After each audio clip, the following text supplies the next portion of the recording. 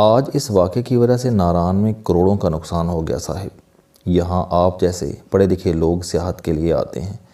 جب ان کو یہ معلوم ہوگا کہ یہاں مقامی لوگوں اور انتظامیہ کے درمیان ناجائز تجاوزات کے معاملے پر فائرنگ ہوئی اور ڈی ایس پی کو گولی بھی لگی تو ان حالات میں یہاں کون آئے گا؟ میں ان کی بات غور سے سن رہا تھا۔ صابر لالا بولے کہ ناران میں ہزاروں کی تعداد میں جیپیں ہیں جو سیاحوں کو ان سیاحتی مقامات پر لے کر جاتی ہیں جہاں کوئی اور گاڑی نہیں جا سکتی، اور آج کے دن ان جیپ والوں کا لاکھوں کا نقصان ہو گیا۔ صابر لالا ناران کی جیپ ایسوسی ایشن کا صدر تھا اور اس فائرنگ کے واقعے کی وجہ سے پریشان تھا۔ جو ہی ہم بالا کوٹ سے نکلے تو اشفاق نے مجھے بتایا کہ ملک عبد الرؤف بھی آج کل اپنے کاروباری معاملات کی وجہ سے ناران میں ہی ہیں۔ فون پر ان سے رابطہ ہوا، انہوں نے مجھے ناران میں ہونے والے آج کے واقعے کے بارے میں بتایا اور ساتھ ہی کہا کہ آپ لوگوں نے کہیں اور نہیں جانا، میرے پاس ہی آنا ہے۔ ملک صاحب کا حکم تھا، اس لیے ہم شام 7 بجے ان کی بتائی ہوئی مقررہ جگہ پر پہنچے جہاں وہ پہلے سے ہی ہمارا انتظار کر رہے تھے۔ برسوں بعد ملک صاحب سے یوں اچانک ملاقات اس سفر کا پہلا حسین اتفاق تھا۔ ملک صاحب اور میں صرف کلاس فیلو ہی نہیں بلکہ ٹاٹ فیلو بھی تھے۔ چھٹی جماعت سے FSC تک ہم اکٹھے پڑھے اور کھیلے۔ کلاس فیلو کا رشتہ دنیا کے باقی تمام رشتوں سے زیادہ پیارا ہوتا ہے، اور اگر کلاس فیلو محلہ فیلو بھی ہوں تو یہ سونے پہ سہاگا والی بات ہوتی ہے۔ ملک صاحب آج کل لاہور میں مقیم ہیں اور ایک کامیاب بزنس مین ہیں۔ صابر لالا سے میری ملاقات ملک صاحب کے ساتھ ہی رات کے کھانے پر ہوئی تھی۔ ہمارا ارادہ تو یہ تھا کہ ہم تھوڑی دیر ان کے پاس رکیں گے اور پھر اپنے پروگرام کے مطابق ناران سے آگے نکلیں گے، لیکن ان کے اصرار اور محبت نے ہمیں کہیں اور نہ جانے دیا۔ اگلی صبح ناشتے کے بعد ہم ناران سے بابو سر ٹاپ کی طرف چل دیے۔ پچھلے سال میں چترال اور وادی کالاش کیا تھا، لیکن اپر دیر سے آگے سڑک جگہ جگہ سے ٹوٹی ہوئی تھی، لیکن ناران کی طرف جاتے ہوئے اسلام آباد سے ہزارہ موٹر وے، مانسیرا، بالا کوٹ، ناران اور آگے بابو سر ٹاپ تک انتہائی بہترین سڑک تھی۔ جو ہی ہم ناران سے بابو سر ٹاپ کی طرف نکلے تو یوں لگا جیسے ہم سوئٹزرلینڈ میں ہوں۔ دائیں اور بائیں بلند و بالا سرسبز و شاداب پہاڑ، ان پہاڑوں کے ساتھ ساتھ خوبصورت سڑک اور سڑک کے ساتھ ساتھ پہاڑوں کے دامن میں خوبصورت دریا۔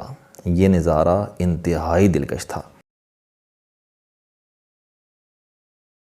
میں نے پاکستان اور بیرون ملک جن جن جگہوں کو بھی دیکھا، ان میں کہیں بھی اتنا خوبصورت علاقہ نہیں تھا۔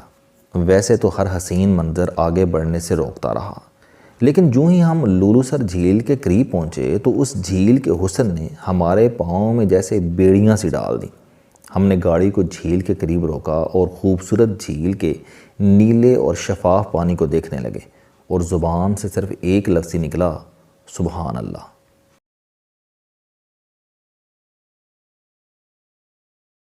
اتنی خوبصورت جھیل دیکھ کر میں نے اشفاق اور جمشید کو کہا کہ مجھے یہ تو نہیں معلوم کہ جھیل سیف الملوک پر پریاں آتی ہیں یا نہیں، لیکن یقین جانو اس خوبصورت جھیل پر ضرور آتی ہوں گی۔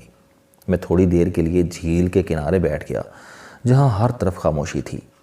پہاڑوں کے درمیان اس خوبصورت جھیل کے نیلے پانی پر سورج کی کرنیں پڑ رہی تھیں اور یوں محسوس ہوتا تھا جیسے پانی میں تارے ٹمٹما رہے ہوں۔ میں اس منظر کے سحر میں گم ہو گیا۔ آج کے دن ہماری منزل چونکہ بابو سر ٹاپ تھی، لہٰذا ہم تھوڑی دیر رکنے کے بعد آگے چل پڑے۔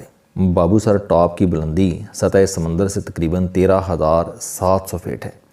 دن 1 بجے ہم جو ہی بابو سر ٹاپ پہنچے تو آکسیجن کی کمی کی وجہ سے سانس لینے میں دشواری ہونے لگی۔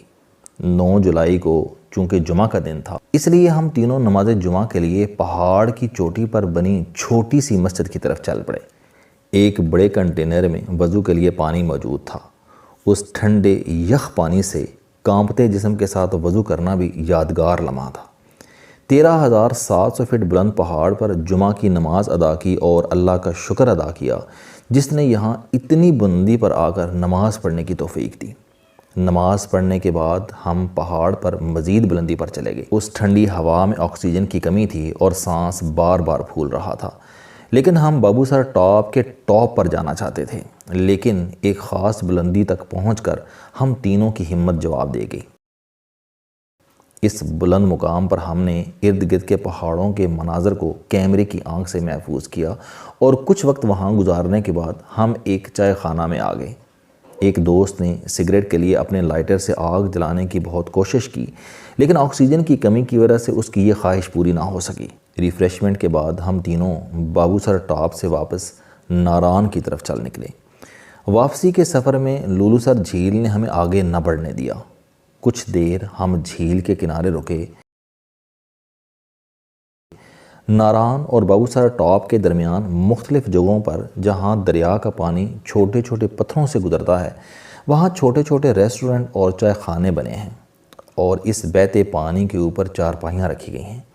ایک ریسٹورنٹ میں ہم نے دن کا کھانا ان چارپائیوں پر بیٹھ کر ہی کھایا۔ ناران سے تقریباً 10 کلومیٹر کی دوری پر راستے میں سیاح رافٹنگ کر رہے تھے۔ جمشید اور اشفاق نے مجھے رافٹنگ کے لیے کہا، لیکن مجھ میں رافٹنگ کرنے کا حوصلہ نہ تھا۔